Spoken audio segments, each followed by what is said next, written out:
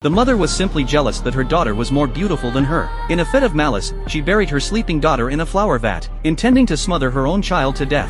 Fortunately, just as the girl was on the verge of suffocation, the father rushed in and pulled his barely breathing daughter out, immediately taking her to the hospital for treatment. Thanks to this, the girl narrowly escaped death, though the father scolded his wife afterward. Instead of showing remorse, she became even more vicious, continuing to abuse her own daughter with violence. The mother even took a pair of scissors, and bit by bit, cut off all of her daughter's long hair. Longing for affection, the girl watched as her two older sisters and the rest of the family enjoyed warmth and laughter. Hesitantly, she tried to approach them, hoping to win their favor, only to be heartlessly shoved away by her mother. It turned out the mother suffered from severe psychological issues. She believed her daughter had stolen her husband's love, and thus deliberately targeted the girl in every way possible. This time, she even attempted to bury her daughter alive in a pile of flour. Not even the hospital could guarantee whether the mother might commit even more extreme acts in the future. To protect their daughter from further harm, the heartbroken father had no choice but to send her to live with his sister. Time flew by, and 20 years had passed. Annika Knight became a police officer. Fortunately, without her mother's torment over the years, Annika grew up both physically and mentally healthy.